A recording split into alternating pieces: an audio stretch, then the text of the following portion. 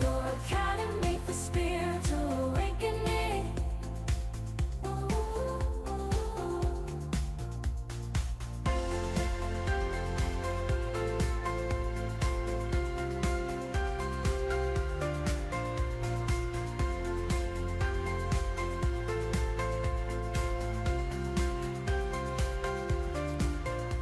David, inside the academy, there's a master class on glossolalia, the idea of spirit language and or speaking in tongues as you and I understood it.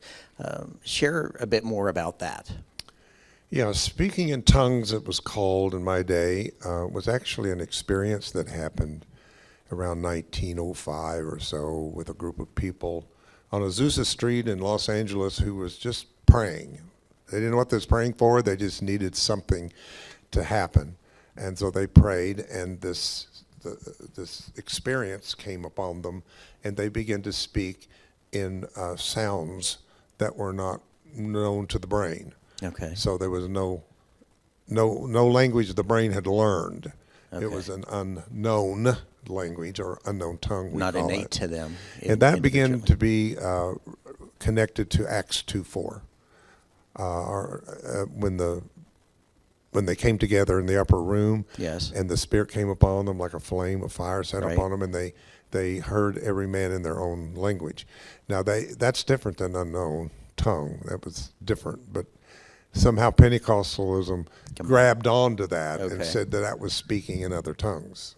Well, it was, but it was not speaking in unknown tongues.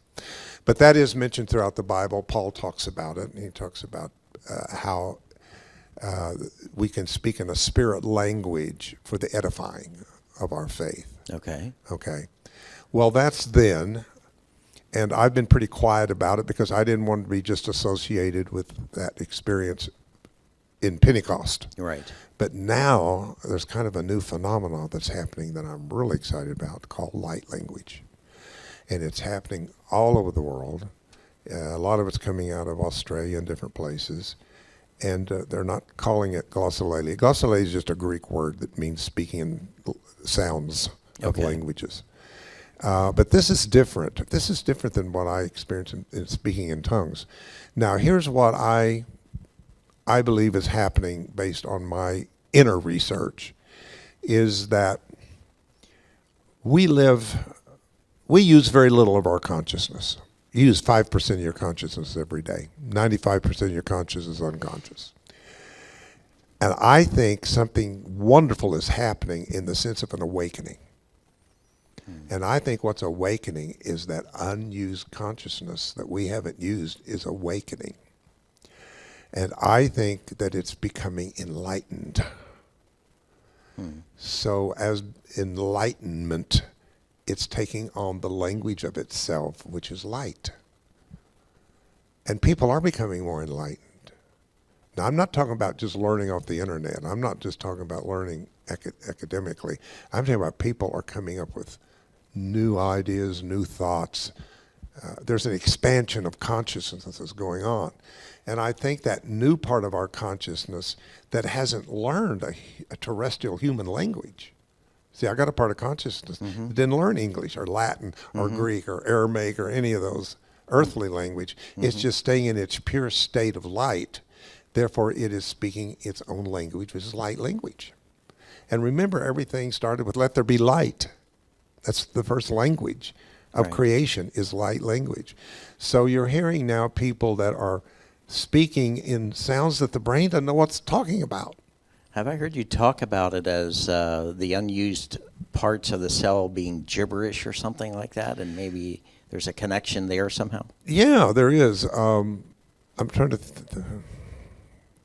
Carl Sagan, Okay. who's pretty well known in the Yeah, world of for sure. evolution and astronomy and whatever, has said that we only use 97% of our DNA. That means I'm only using about 3%, according to him. Now, those numbers may change because we're evolving, but at the time of the research, it was only 3%. He called the 97% we don't use genetic gibberish. So that means parts of our DNA that we've not used is waking up. And being expressed. And it's expressing its own inner light of itself, and therefore it's a language unto itself. Okay. But you see, what's exciting is when people say, well, I don't want that because I don't know what they're talking about. I don't know what's going on here. That's the ego mind. Yeah. The ego doesn't understand spirit language. So it's directly and without interpretation becomes in its whole state. Yes. It holds itself, frequency. And I think that's exciting that we're beginning to see this phenomenon of people who are in meditation, prayer, or kind of altering their consciousness a little bit. They just go into these sounds, which are little bundles of light called photon Yes. information. Yes. And what that's going to do, it's going to end up as an expansion of their regular consciousness as they do that. So I think it's a very important part of ourselves to activate. And we do have something in the academy that goes in depth on all of that, because there's a science to it. There is science that shows that when speaking in light language or tongues changes parts of the brain that we don't receive speech from. Yes. That's proven. Yes. Well, really interesting conversation. Mm-hmm. Appreciate it. Thank you. Thank you. Your academy.